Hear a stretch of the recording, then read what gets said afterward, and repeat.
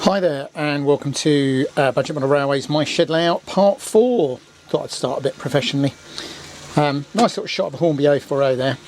Tend to think of them as being on little layouts and not up to much, but that one's pulling 6 or 7 wagons, and I did have one pulling about 12 the other day quite happily.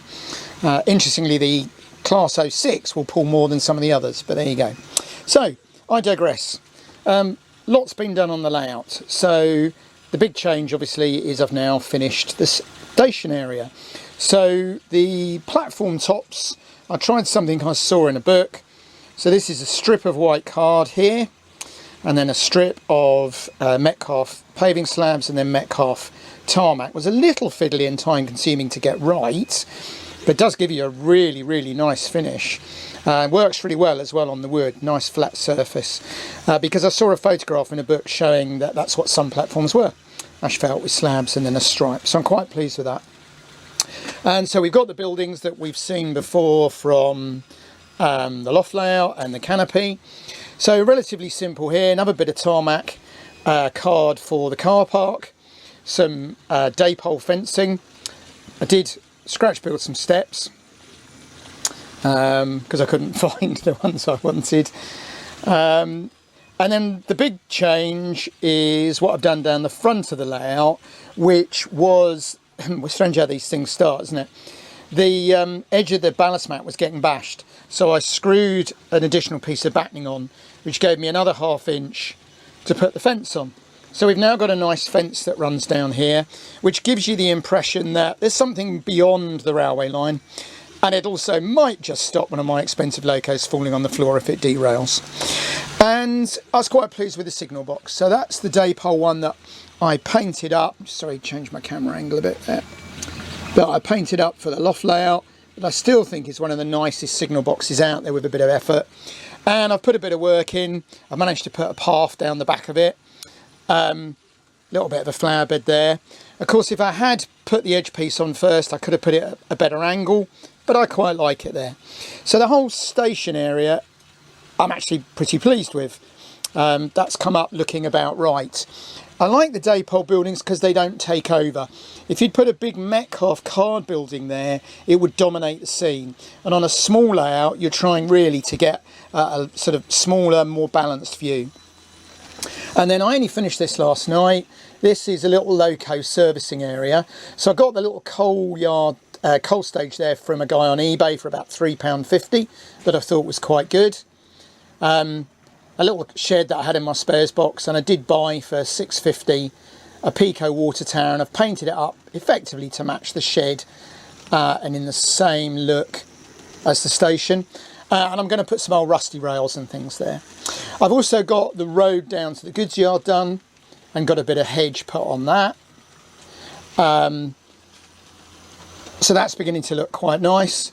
And I have done the hill for this corner. There's a story behind this.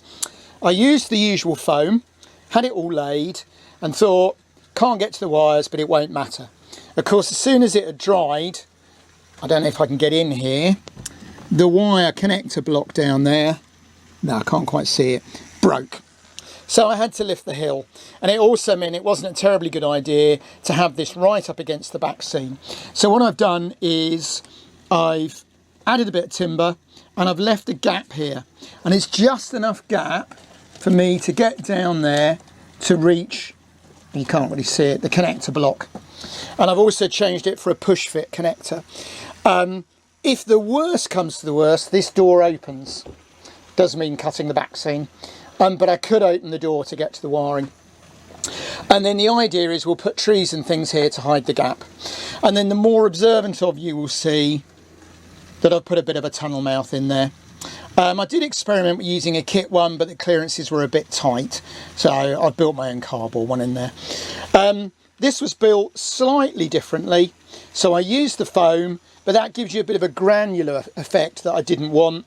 So I've then put a couple of layers of paper mache over the top, PVA, scatter, let that semi-dry, and then do a PVA and water dilute mix. It takes an awful long time out here in the cold shed to dry, probably about a week. But when it's dry,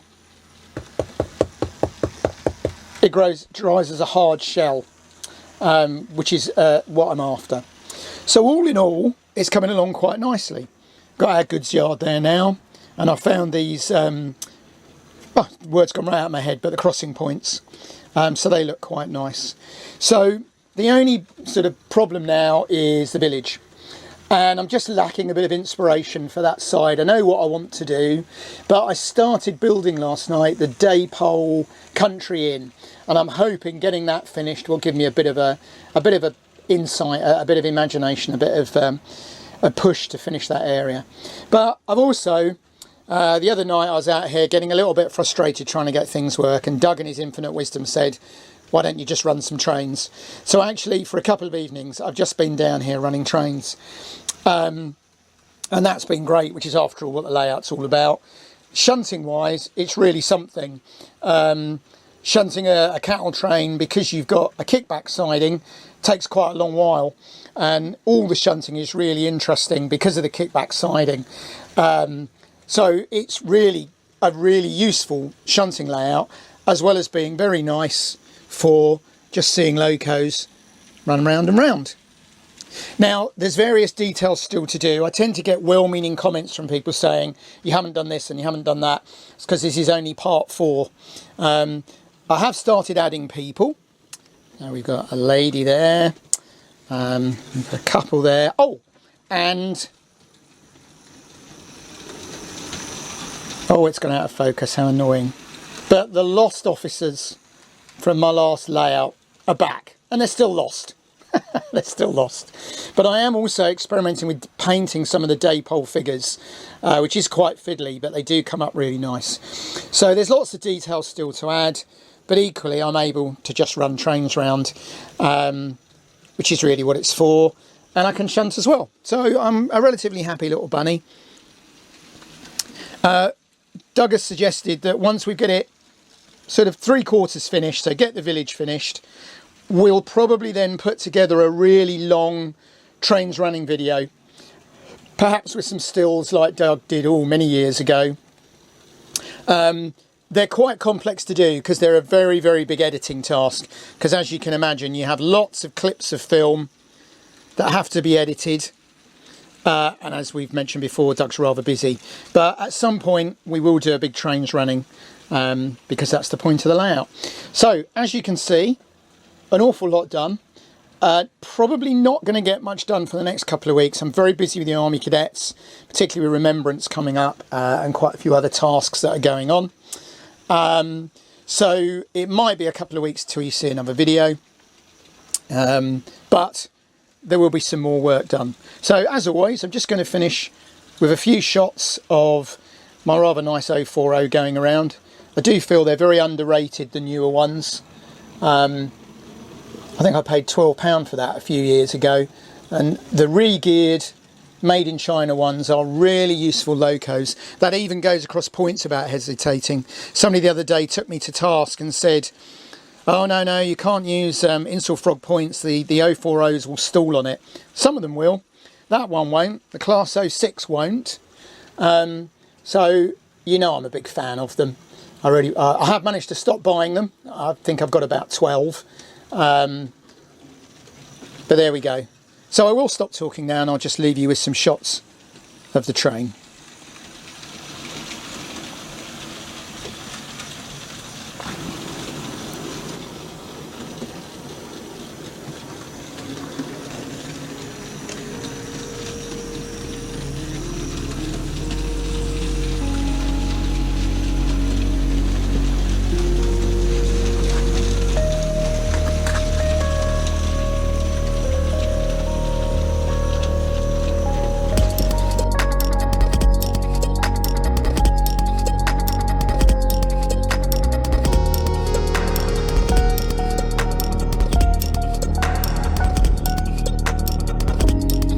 Hi, thanks for watching the video and for the nice comments.